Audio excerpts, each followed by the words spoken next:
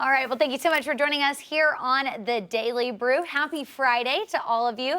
Been not too bad of a week so far, a little rainy, but could be severe weather. We didn't really see that, which is great. I feel like it's been a while since we can say that, right? Oh, yes, and glad to finally have kind of a break from the strong and severe storms, just because for a while there it felt like it was every couple of days that we had that problem.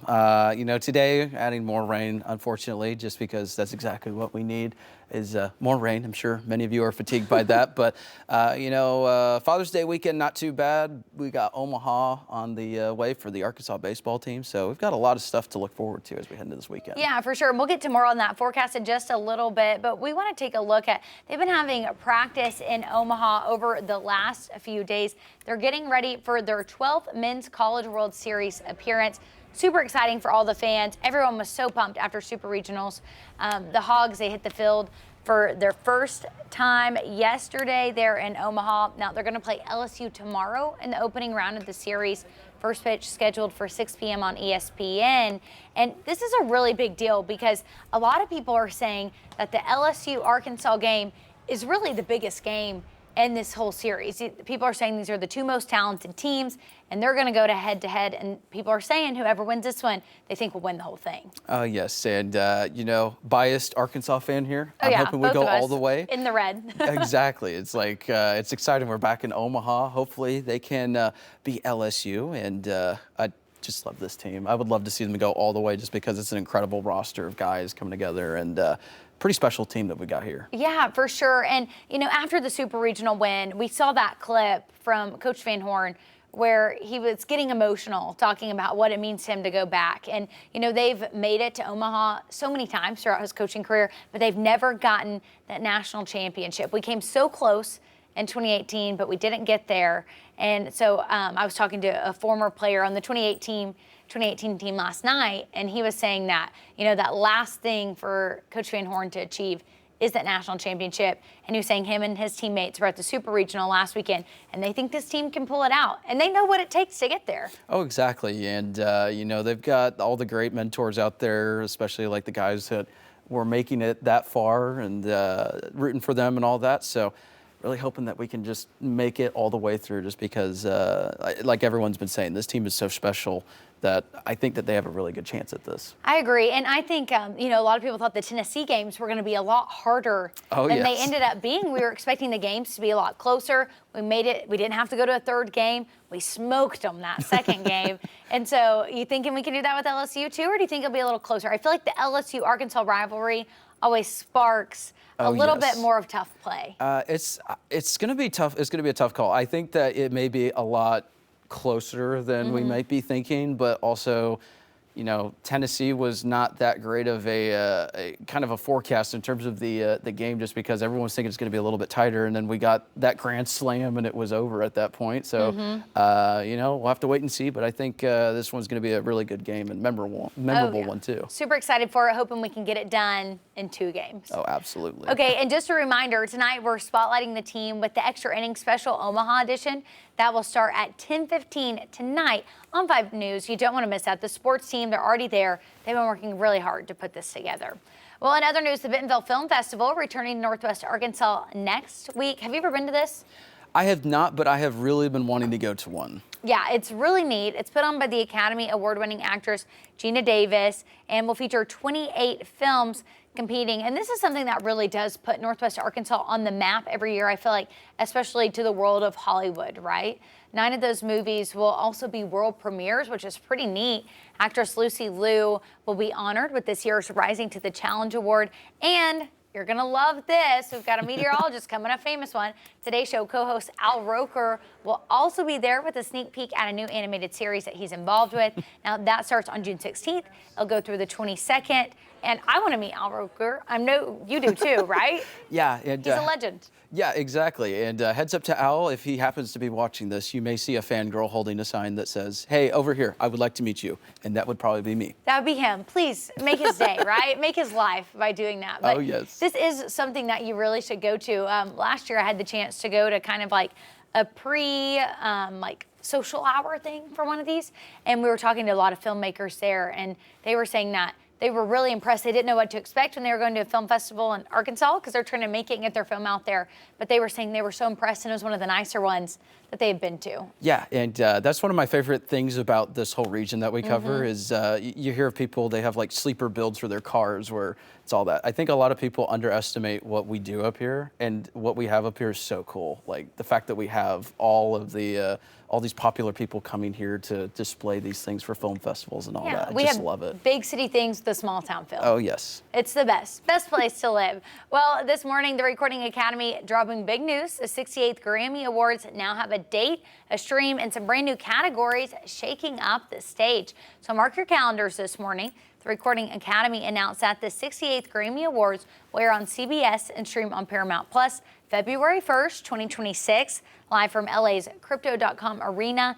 And that's not all. There's going to be 2 new categories that are joining the lineup: Best Album Cover and Best Traditional Country Album. Now, the timing couldn't be better with artists like Sabrina Carpenter making waves with her cover art and Sierra Farrell redefining country roots. Now, nominations drop November 7th, so get ready because music's biggest night got even bigger. Now, I do wonder, traditional country album, it was kind of a controversy when Beyonce won. A lot of country fans didn't feel like her album was as country as it could have been, right? Great album. She's so talented. And she was long overdue for an album of the year with all of the amazing work that she's put out there. But you had a lot of country fans who felt like if a country album was going to win, it should have been more of like a classical, traditional type of country. So I wonder if that's why they announced something like this. So you have the avenue for people who are making a more modern version of country, a little more poppy, a little more catchy.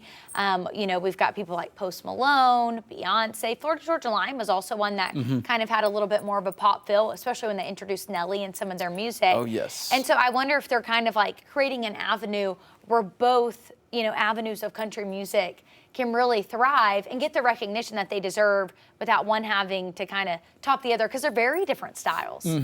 It's a great way to kind of appease the fans, but also give, you know, the talented, you know, artists their spotlight, where it's like they deserve the award, but it's kind of like, oh yeah, this is a different avenue. It is the same thing, but it's going in a different direction, and you know, modern takes on the different types of music out there. Yeah, I wonder what will fall under that traditional country music, you know, because I feel like a lot of people have kind of changed along with country music. Yeah, we've noticed it. Like, I mean, it's also fun. Like my generation growing up with the 2000s music, and it's like it's very different. Oh, that was every the best 10 to 20 era years. of music. Oh, absolutely. You gotta love that era. Yeah, for sure. We had all the good people there.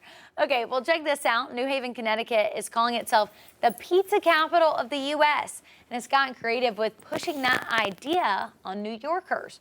Billboards across Manhattan and Brooklyn are sharing the same message, with some people even getting round-trip Metro North tickets to Connecticut to taste it for themselves. It's all part of a marketing campaign for the state, which started last September when it posted this sign saying that it's the pizza capital of the U.S. on the New York border. If you're not taking things too personally, pizza lovers are asked to share their opinion on the campaign's website or over the phone. I have not had pizza in Connecticut. I've had pizza in New York. It was pretty stinking good. Oh yeah. Have you had New York pizza? Oh, absolutely. So I have like New York Italian family all across New York in the Northeast, and pretty passionate about the pizza up there. And I got to say, I haven't had like Connecticut pizza, but I'm fairly biased. I think New York is probably going to be the absolute winner on that, just because nothing like a good New York slice. Going to be pretty biased about that. For sure. I love thin crust, so I'm more of a New York pizza type of fan over like a Chicago pizza. But, you know, they're not even putting Chicago in the running here. They've just canceled it out completely when it comes to this. And so I am curious, do you like deep dish or do you like the thin crust? Favorite pizza place here? Do you have one? I do. Vinny's Pies in the River Valley. I haven't had that. They are incredibly good. Shout out to them. Some of the best New York pizza I've actually had, and I've like been to New York several times in my life. So shout out to them. I love Pizzeria Ruby right here down from the station. The Green Monster. They only have it in the summer. If you're watching, please make it your own. It's my favorite. But yeah, no, there's so many good pizza places around here. Those are just ones that we frequently visit. But oh, yes. All your local pizza joints, try out. They've all got their own special little twist for sure. Well, trending on social media this week, a 95-year-old World War II veteran and a college grad in her 20s are proving that friendship has no age limit. It all started with a laptop, a little patience, and a whole lot of heart. A UC Davis grad named Ava G didn't just ace her classes, she made a lifelong friend. Her tech training program for seniors connected her with Jack McGruger, a 95-year-old California veteran who now calls her family. While Ava heads to med school with dreams of transforming how we age, Jack's cheering her on, reminding us that kindness bridges generations. Their story, a vital reminder that you're never too old or too young for connection. I love this so much. And, I think that phones and social media, they have their benefits for sure, but I think they hurt us sometimes. And when we're out in public, it's natural for us in a waiting room somewhere to look down on your phone instead of talking to the person sitting next to you, right? And I feel like that's something that we're missing today is those connections, because back in the day, before phones and social media, you just sat there and you talked to people beside you, and if they were older than you, you learned from them, you heard their stories, you gained wisdom. We don't have that anymore.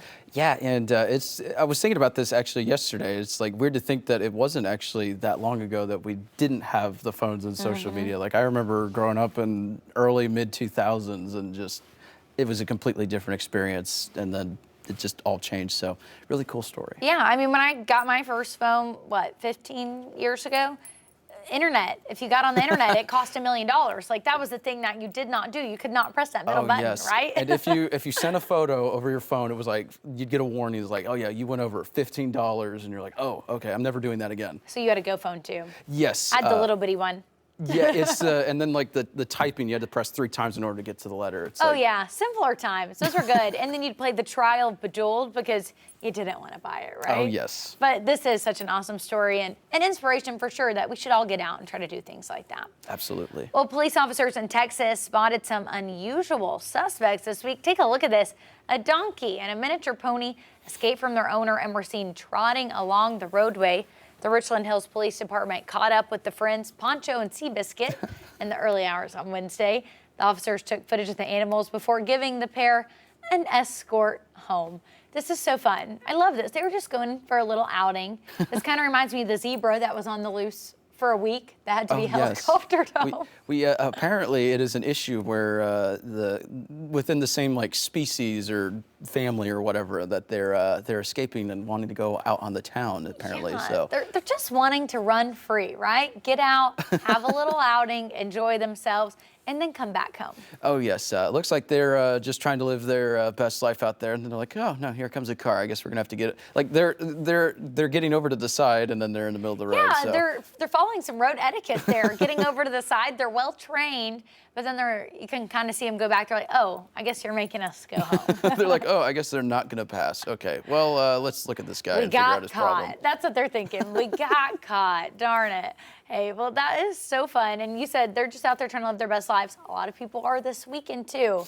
And we need good weather to do it. Yeah, and I tried to make a graphic, but the system's a little bit iffy on me this morning, so I wasn't able to for the Omaha forecast. What I can tell you is if you're visiting Omaha this weekend for the game, there's a 20% chance for some showers late on tomorrow evening. And then not too bad. It's going to be great for the Saturday game, so no issues there. Today, it's going to be warm, 70s and 80s closer to home here. Overnight tonight, 60s. Rain chances continue. Yeah, you basically get this story. We're continuing to see these rain chances. Can't rule out maybe a very isolated, strong, marginally severe storm. This is not going to be the intense, grapefruit-sized hail, significant winds, anything like that. No widespread severe, just maybe a couple storms with penny, nickel, maybe quarter-sized hail. 50 to 60 mile per hour winds will be possible, but it's only going to be like 1 or 2 cells, so not expecting widespread activity. Futurecast radar shows throughout the day. Notice it's going to be that annoying, spotty, hit or miss rain potential throughout the day today.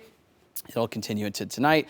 Unfortunately, it will continue into Saturday morning, maybe even into portions of Saturday afternoon and evening. So we have these rain chances on the horizon. Here's a look at your Father's Day weekend forecast as well. Rain chances the next couple days around 40% just because more spotty, hit or miss activity.